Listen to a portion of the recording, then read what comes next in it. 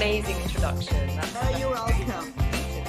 The key word that I would use in Bangalore. I've got so much of experience. I can feel the energy.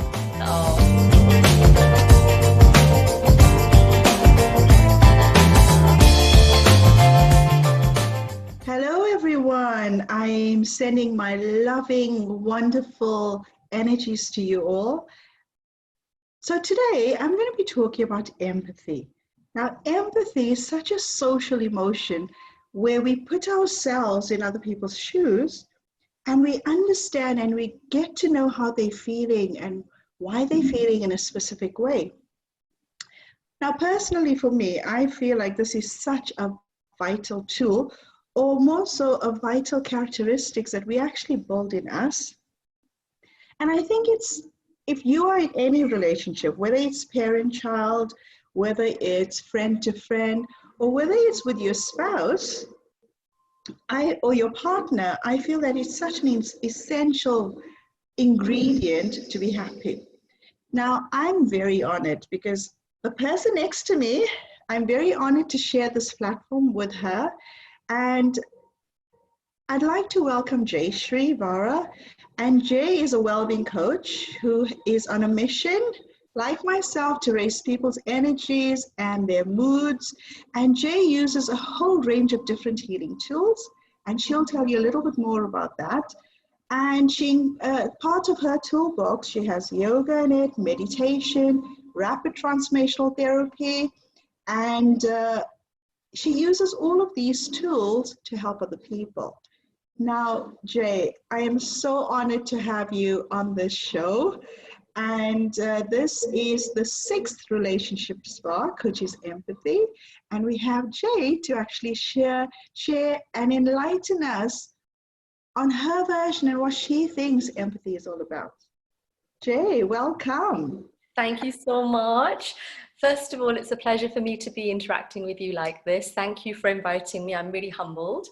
And thank you for the amazing introduction. That's you're welcome. Sweet of you. Yeah. So for me, empathy is an ability to kind of know what another is going through, to feel them. The key word that I would use with the word empathy is feel. It's a word I use a lot, actually, in my language generally. Yes. To be with them and to feel them fully and completely. It's like being at one with another, okay? And also being non-judgmental when you're with them, when you're feeling what they're feeling, because, you know, there may be emotions or things which are undesirable. It may be anger or jealousy, or it could be anything, positive and negative, joyful, or, you know, it's a way of, it's when you're feeling what another is feeling. And when you talk about feeling, now feeling is something that is within ourselves. Yeah. It's either we got it, or we need to get it, or we don't have it. And let's talk a little bit more about how do we actually keep this feeling of, you know, putting ourselves in somebody else's shoe and feeling what they are feeling and experiencing and being able to understand. For me, empathy is all about understanding. Yes. What is your version of being able to feel and be at that level of the other person and actually not mirror what they're experiencing, but still be able to be there for them without being judgmental, like what you mentioned? Well, Nirasha, for me, it's been quite a long journey. I've been, for me, the main thing that's been a great growth factor for me, obviously, given what I do now, is that my yoga, you know, my yoga meditation has really allowed me to blossom over the past 20 years.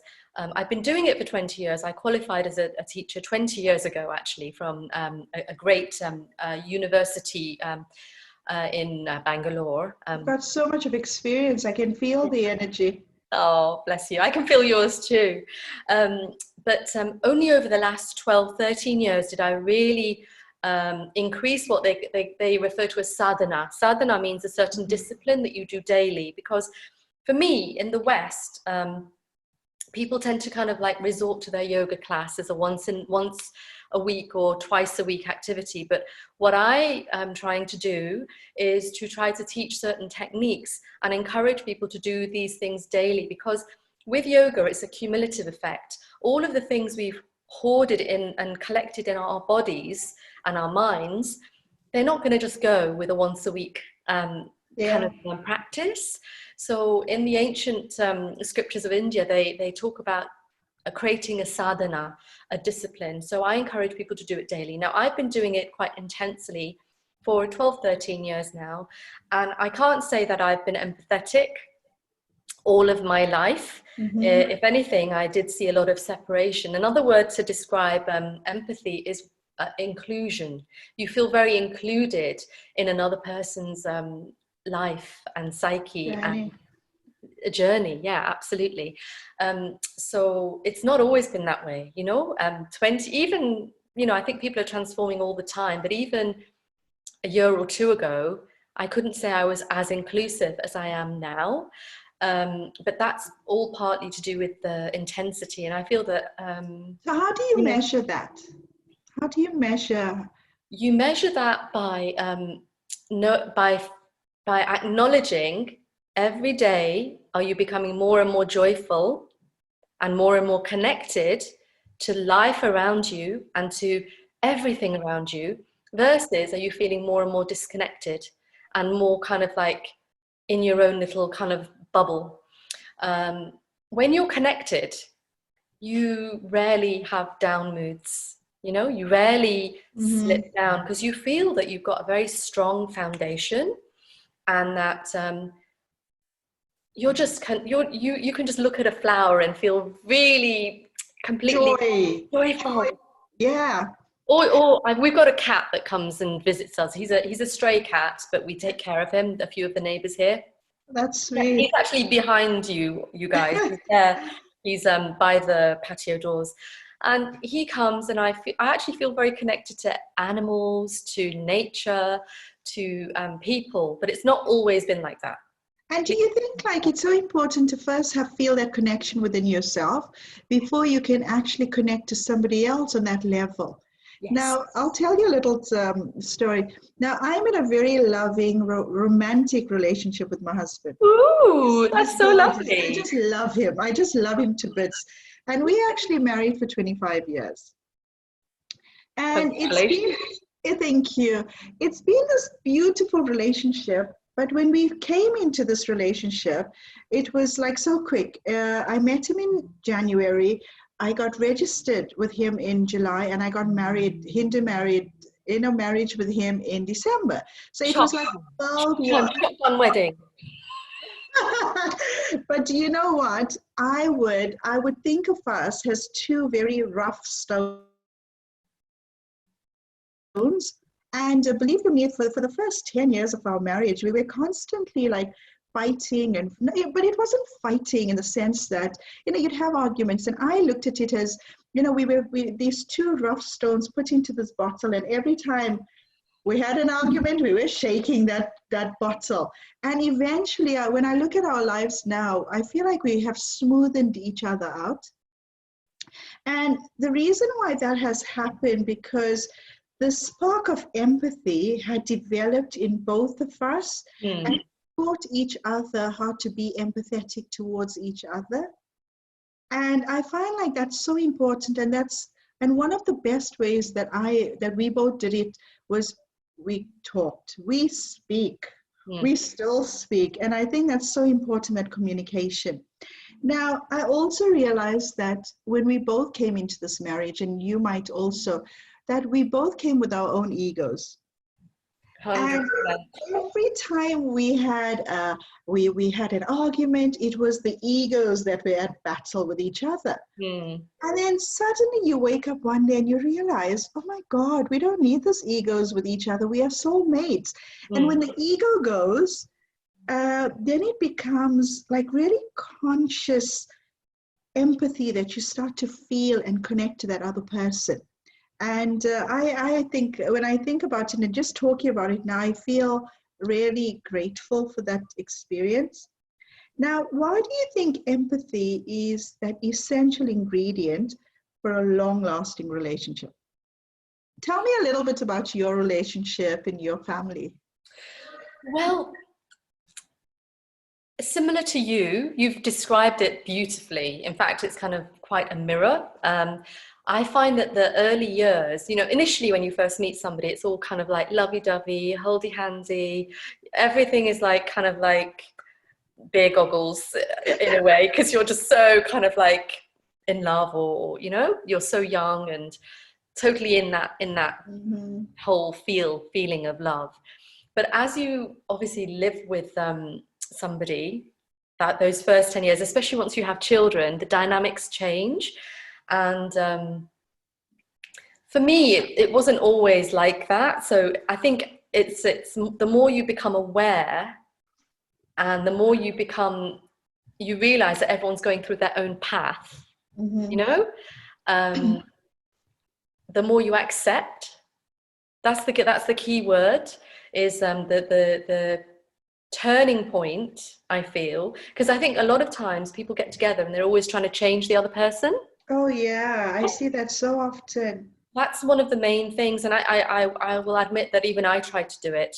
An example I'll give you is that I 12 years ago I embarked upon my spiritual path, and I really saw huge benefits within me and my health and my relationships. Just everything just exploded in such a beautiful way. I love that. And I obviously wanted my husband and other people to experience this, and I couldn't understand, why doesn't he want to do this? You know, Mm-hmm. you should do this. But the moment when I just accepted, and I just said, well, no, he's my husband and everyone, they're perfect the way they are. I think that's the key word, accept. Once you accept somebody completely for everything they are, for every aspect of them, for all the good, for all the bad, for all the ugly, that's when the dynamic changes. Mm-hmm. And that's when the empathy comes in. You feel more empathy at that stage, because you're fully embracing and accepting every dynamic, every aspect of that person. So I I hope that answered your question. I don't know what. Yes, absolutely. Um, I know, like, one of my favorite poets is Khalil Gibran, Oh, and when he me talks about too. relationship, in fact, somebody gave a speech in our wedding on a little bit from his one of his poems, and he says that we are two separate beings just sharing this journey, sharing this path. And I totally get that, because we need to understand that we all are on our own spiral of life. Mm, You mm, know, our kids have theirs, our spouses and our partners have theirs, we have ours. mm, So when the other person is feeling uneasy, or they are going through some mental or emotional change in them, they are going down their own spiral. Now, mm, we can't go down with them. mm, And the day I accepted that I'm not coming down with you, I'm going to stand on the top and I'm going to support you and I'm going to give you my 200%. And the day that I realized that when I'm feeling down, I don't want to bring everybody else down.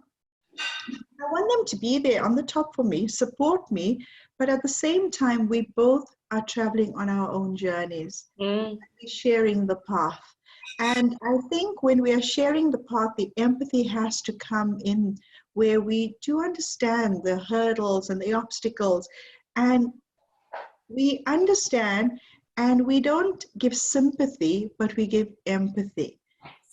Now that brings me to my next question. For you, what is your, I hear lots of people, when I work with couples, I love working with couples, because when I see them looking at each other and they start to tear, you know, both the macho man and the woman, it's this most amazing feeling when you see that connection.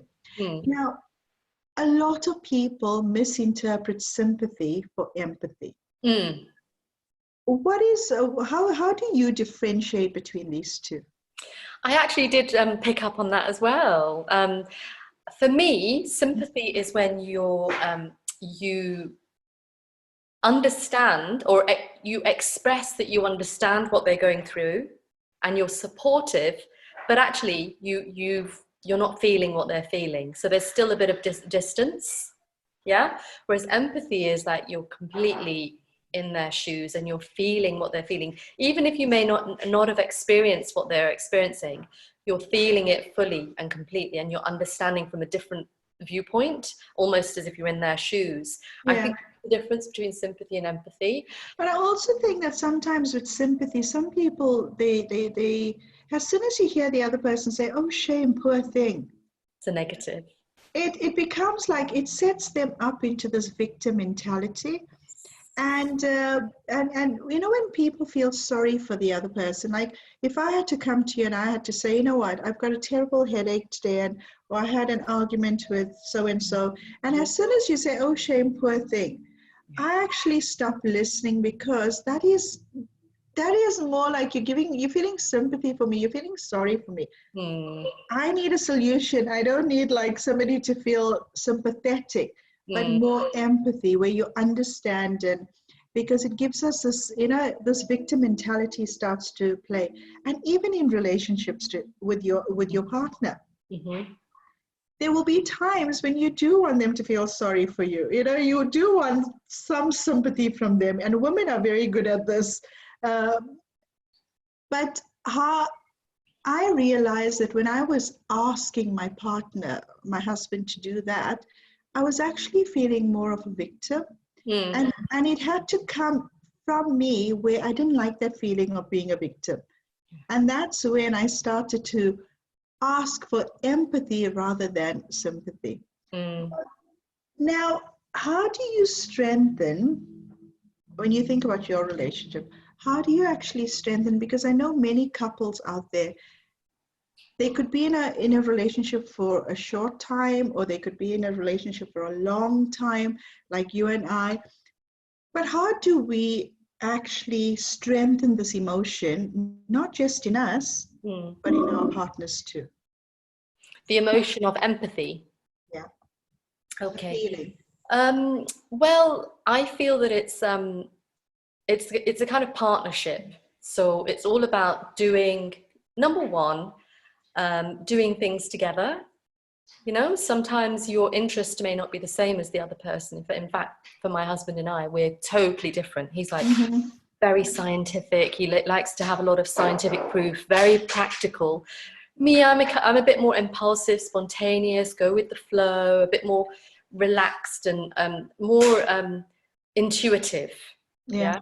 So that's just one example. He likes kind of airplanes and action-packed movies, and you know, a lot of action. Love movies. Yeah, those kind. And I prefer more comedies and laughter and light-hearted entertainment stuff you don't need to really think too much about. You're just watching, and it's kind of family drama.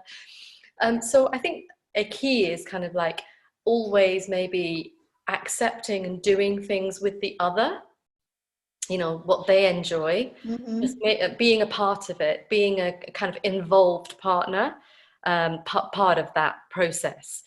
Two ways is always really, really good, and just honoring the differences, because when you honor the differences, you actually grow. Because absolutely, yeah, because if I just carry on doing my yoga and having my passion in my nature, you know, all the things I love, then it's good, it's obviously wonderful, but I'm kind of just staying with the familiar. And as you know, Nirasha, when you stay with if you open yourself up to the unfamiliar, it's actually, you're going outside the box and growing beyond your comforts, beyond, you know, how do I know that I may not enjoy something that he or anyone else loves? You know, you won't know until you try. So it's always about staying open-minded and opening yourself up to new experiences with that person. Absolutely, because I know that when I work with clients that couples or one person might come and want to start this process of change, and the other because they want to work on their relationship, but one only decides to do that. And it's weird how when you get both of them together, they tend to start to understand each other and know exactly what they're missing out on each other's lives. Yes, yes. And You when we, expressed it perfectly, yeah. when we, There was another thing as well, yeah. in terms of the question you asked earlier, and you mentioned Khalil Gibran. I think one of the ways he described it is have spaces. Do you remember? Yeah. So in your relationships, make sure there are spaces. So, you know, sometimes he'll do stuff with his friends or his family, and I may not participate. And sometimes I'll do things with my friends and my family. And we kind of like, I think that that's really important, to have spaces. So he's doing his interests separately and I'm doing mine as well. But also, another aspect of that is expectation. We try not to have massive, sometimes you do have, you know, as a relationship, you have expectations, but we try to give each other the freedom to just be what we are, you know. So I don't know whether you find, but in some relationships and families, there's a lot of expectation to do certain things. Oh, yes. Attend certain functions or do certain rituals or whatever. Yes, and in Indian families, it's a huge thing. Yes. And with us, there's a very much I don't know whether I'm going off track on the empathy, but I think No. It's everything is all part of it, because see, empathy is not one just entity. It's intertwined with so many other feelings and emotions. Yeah. Please.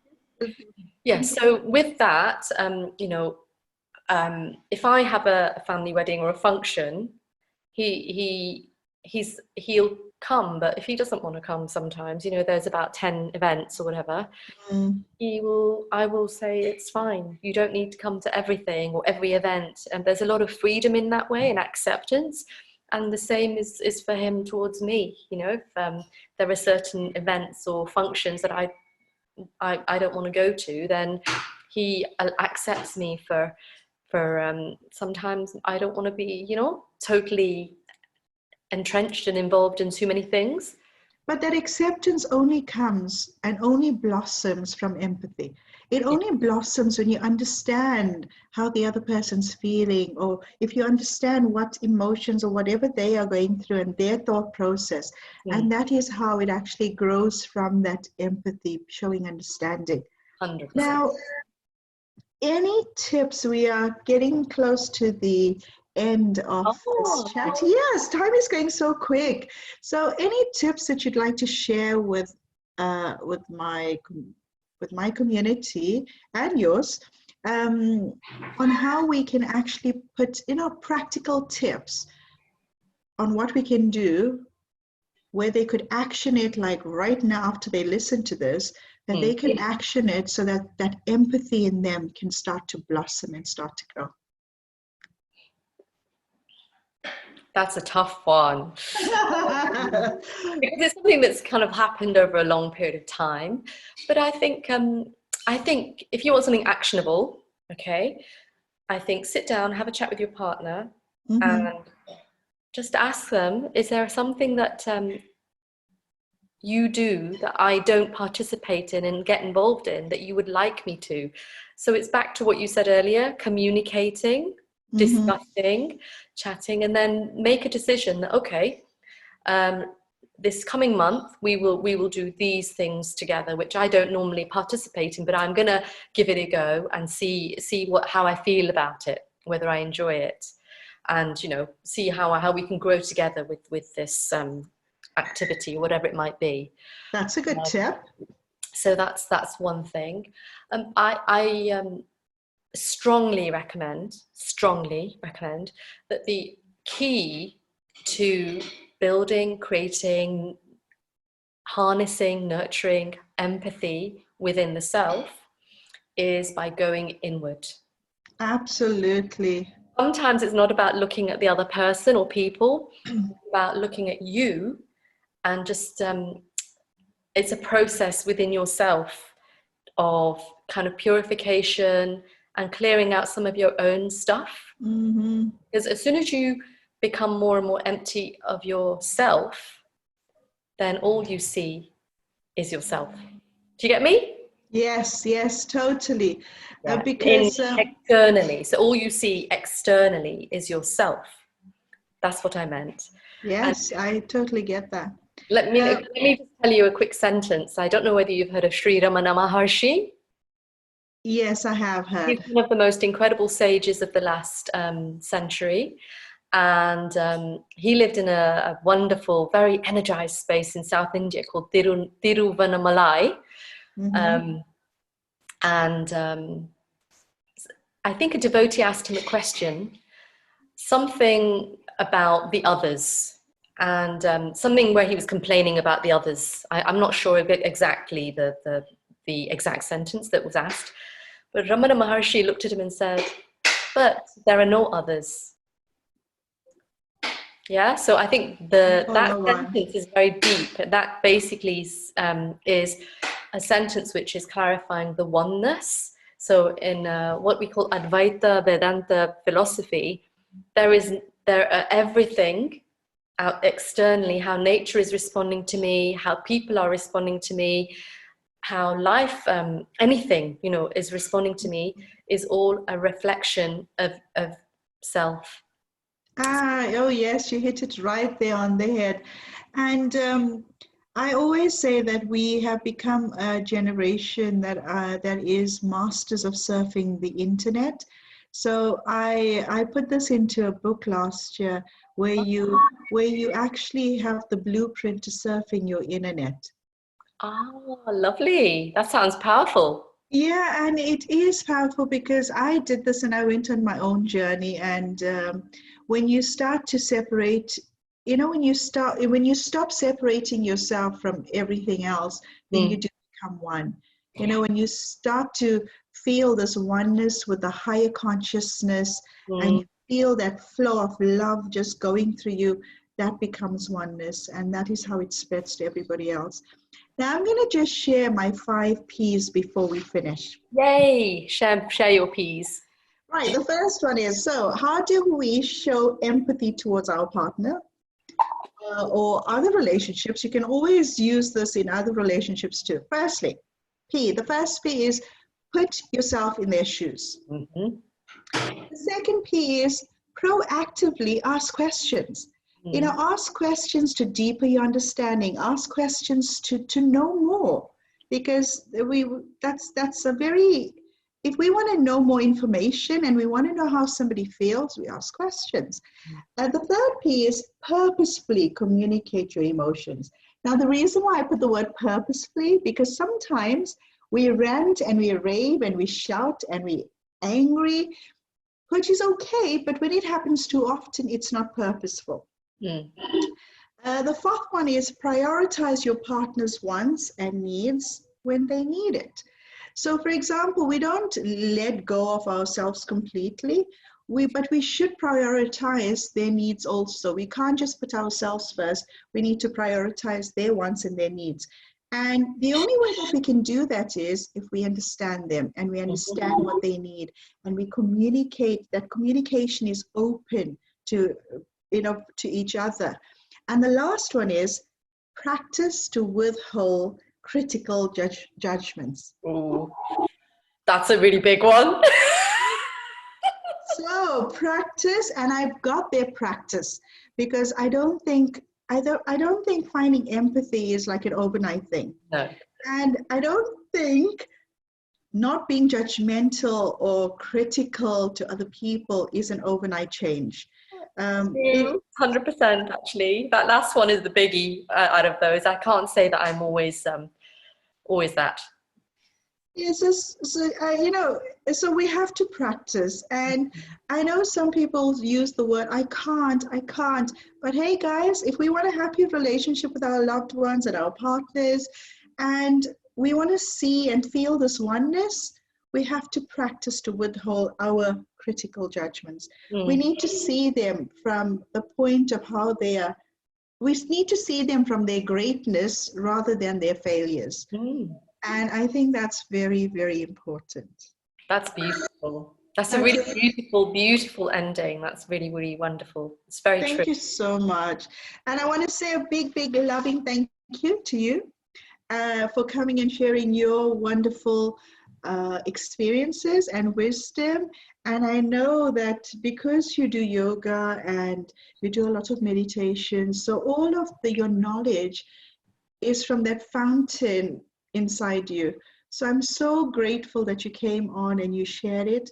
And I'm hoping to do many more of this with you in the future. That would be lovely, Nirasha. I would equally like to say a huge thank you to you, my dear, for inviting me as well. I feel actually we complement each other quite a lot, because you just picked up on lots of things that I didn't pick up on in a very specific way. And all you of did really, that to me. yeah, and all are really, really valid approaches and very powerful. And I think your 5 Ps are amazing. And thank you so much. I do watch you a lot on your page, and Oh, you're a thank very you. wise woman, very wise, Oh, thank vibrant, and you. full of energy. Thank you. And I will be putting all your details on my, on this, when I post this. So people, if they want to contact you, are they okay to contact you? Of course, yeah. jvara.london would be, they're welcome to. I will do the same as well once you send me the edit. Yes, I will. And lots of love. I'm giving you and your family a huge, big hug. Me Stay too. safe and be blessed always. Take care. And keep Namaste. smiling. Yes, Namaste. you too. Thank you so much. Bye. Bye bye.